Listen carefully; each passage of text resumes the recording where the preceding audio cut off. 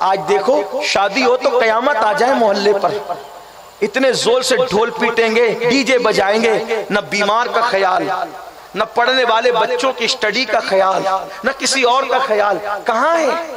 اس کا مطلب یہ ہے کہ جو دین رسول اللہ لے کر آئے تھے اس دین سے اپنا تعلق کتنا ہے، جو اخلاق حضور علیہ السلام نے پیش فرمائے اس سے اپنا تعلق کتنا ہے۔ آؤ، ہر آدمی گھمنڈ کی مورت بن کے بیٹھا ہے، ہر آدمی فرعون کا نائب بن کر کے بیٹھا ہے، الا ماشاءاللہ ہر آدمی اپنے دل و دماغ پر غرور اور گھمنڈ کے کتے اور خنزیر مسلط کر کے بیٹھا ہے۔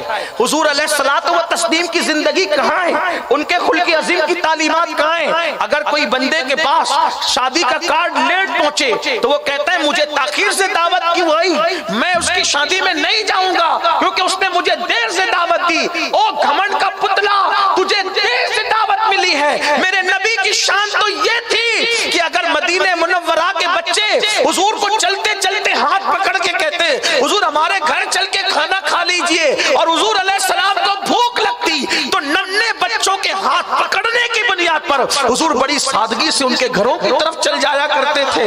آپ سے پوچھتا ہوں وہ اخلاق کہاں رہ گئے؟ وہ اخلاق زندگی میں کہاں ہے؟ لیکن یہ بات ضرور کہوں گا، آج اخلاق بیان کرنے کے لیے ہے، عمل کے لیے کہاں ہے؟ آؤ حضور کے اخلاق کی طرف رجوع کرو۔ میرے آقا علیہ السلام فرماتے ہیں، اس پر میں اپنی بات مکمل کر لوں گا، آقا فرماتے ہیں میرے اللہ نے مجھے ادب سکھایا، میرے اللہ نے مجھے مطلب آئے اور عرض کی یا رسول اللہ ابو سفیان سے میری بات ہو گئی ہے، اگر آپ ابو سفیان کے لیے کوئی ایک جملہ تعریف کا کہہ دیں تو ہو سکتا ہے وہ مسلمان ہو جائیں۔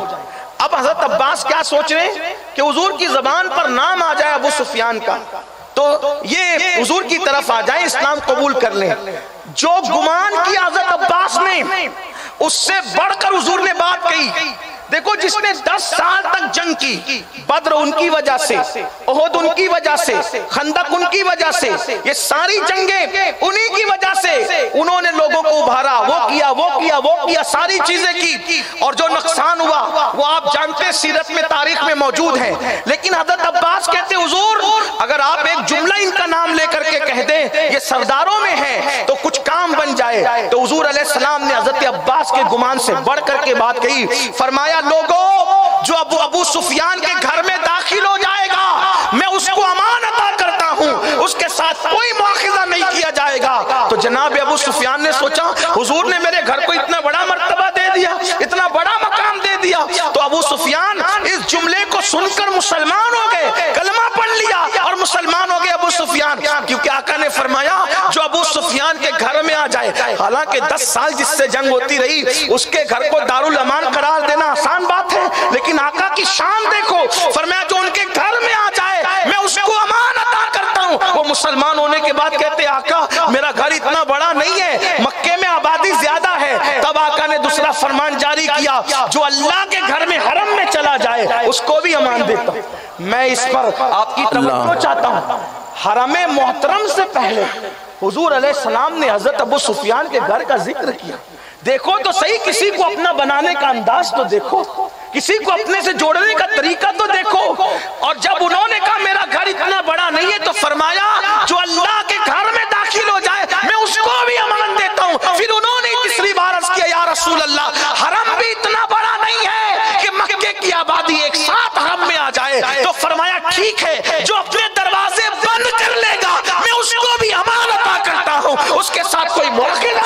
سبحان اللہ، نعرہ تکبیر، نعرہ رسالت، اولاد غوث اعظم۔ میرے آقا علیہ السلام کے دیوانوں اس سے ہمیں پتا چلا کہ اگر مخالفین کو اپنا بنانے کے لیے جو ہے وہ اس طریقے سے جو عزتیں دی جائے تو ہم لوگوں کو اپنے قریب کر سکتے ہیں، لیکن آج تو اپنے سگے بھائی سے اپنی بات چیت بند ہے، ماں بھی گھر میں نہیں ہے، ماں کو بہنوں کے یہاں پہنچا دیا گیا ہے۔ کس اخلاق کی ہم بات کرتے ہیں؟ جو قوم اپنے بوڑھے ماں باپ کے ساتھ اچھا سلوک نہ کر سکے وہ دشمنوں کے ساتھ اچھا سلوک کرنے کے لیے جگر کہاں سے لائیں گے، دل کہاں سے لائیں گے؟ جو اپنوں کے ساتھ اپنے بھائیوں کے ساتھ اچھا سلوک نہ کر سکے، مگر سن لو اپنے کردار کو گندگی میں ڈبا کر سجدوں کی بنیاد پر جنت ڈھونڈنے والی قوم. اچھی طرح یاد رکھنا، میرے آقا نے فرمایا جس کے دل میں کسی مسلمان کے لیے کینہ ہو، نہ اس کے سجدے سر کے اوپر جاتے ہیں، نہ اس کی دعا سر کے اوپر جاتی ہے. اور ایک بات آپ کو بتاؤں، بلکہ میرے آقا نے فرمایا اگر 3 دن سے زیادہ مسلمان ایک دوسرے سے بات بند رکھیں تو نہ اس کے سجدے سر کے اوپر جائیں گے، نہ دعا سر کے اوپر جائے گی. جو اینڈ کرنے چلا تھا وہ یہ کہ ایک مرتبہ ہمارے مرشد خواجہ نصیر الدین چراغ دہلوی سلسلہ چشتیہ اہل بہشتیہ میں ہمارے مرشدوں میں ہوتے ہیں. الحمدللہ ہم ابتدان تو چونکہ مرید ہے قادری، لیکن چشتیت کی نسبتیں بھی حاصل ہیں. اور ویسے بھی میں لوگوں کو کہتا ہوں ہندوستان میں جو بھی مسلمان پیدا ہو وہ غریب نواز کی وجہ سے پہلے چشتی ہے، بعد میں سب کچھ ہے. ہمارے لیے غوث پاک کی چوکھٹ ملی غریب نواز کی وجہ سے، امام حسین کی چوکھٹ ملی غریب نواز کی وجہ سے. ہمارے لیے غریب نواز ہندوستان میں جو ہے وہ ساری نسبتوں سے پہلی نسبت غریب نواز کی، بلکہ ایمان ملا غریب نواز کی. یہاں کسی کی ہوشیاری نہیں چل سکتی غریب نواز کو چھوڑ کر. ہاں جس کو رہنا ہے وہ غریب نواز کا غلام بن کے رہے گا تو امان میں رہے گا، اور غریب نواز کے مقابلے میں آئے گا تو گرفتار کر کے زندہ دے دیا جائے گا اور پھر اس کا سر بھی کٹ جائے گا. یاد رکھنا، جان کی امان چاہتے ہو اور ایمان کی امان چاہتے ہو تو غریب نواز کے بن کے رہنا. ورنہ دیکھنا جنہوں نے بغاوت کا اعلان کیا آج نسلیں در بدر پھر رہی ہے. اس لیے غریب نواز غریب نواز اللہ کے رسول نے دیا ہندوستان غریب نواز کو، حضور نے عطا فرمایا. بہرحال تو بات دور نہ نکلے، میں اپنی بات ختم کر دوں چونکہ عشاء کا وقت ہو گیا کہ قائد محترم کی گفتگو اور بہت خوبصورت گفتگو ہوگی، بڑی سنجیدہ اور دل پذیر ہوگی. میں تو یوں ہی حضرت کے آنے تک آپ کو محفل میں بٹھانے کے لیے ایک شمع خراشی کے طور پر جب وہ آ گیا ہوں. کہنے والے نے کہا ہے بک گیا ہوں جنوں میں میں کیا کیا، کچھ نہ سمجھے خدا کرے کوئی. اس طرح کی بات ہے، اپنے بے جوڑ جملوں کی حیثیت کیا ہے. لیکن آپ سن لیں حضرت سرکار نصیر الدین چراغ دہلوی، جس کے لیے سرکار محبوب الہی کہتے تھے نظام چاہے خسرو اور اللہ چاہے نصیر، وہ نصیر الدین ہے چراغ دہلوی. تو سرکار نصیر کے پاس ایک مرید آیا اور کہتا حضور میرا پڑوسی بہت ستا رہا ہے. یعنی وہ مرید لوگ بھی چاہتے ہیں یا مسئلہ پوچھنے والے چاہتے ہیں کہ اپنے من کا جواب ملے ہمیں. تو سرکار نصیر سے وہ کیا جواب چاہتا تھا؟ آپ مجھے اجازت دے دے کہ میں آستین چڑھا کے اس کو مار پیٹ کروں. یعنی یہ چاہتا تھا. اور وہ صوفیہ لوگ، اللہ والے لوگ کہا حضور بہت ستاتا ہے، یہ کرتا ہے وہ کرتا ہے وہ کرتا ہے، خوب گنایا تاکہ مرضی کا جواب ملے. سرکار نصیر نے سب سن کے فرمایا بیٹا کانٹوں کے مقابلے میں کانٹے نہیں بچھائے جاتے. اگر کانٹوں کے مقابلے میں کانٹے بچھاؤ گے تو پوری دنیا کانٹوں سے بھر جائے گی.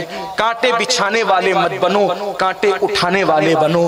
کانٹے بچھا کر سکون نہیں ملتا، کانٹے اٹھا کر سکون ملتا ہے. یہی اپنے نبی کا خلق عظیم ہے. اللہ ہم سب کو عمل کی توفیق دے.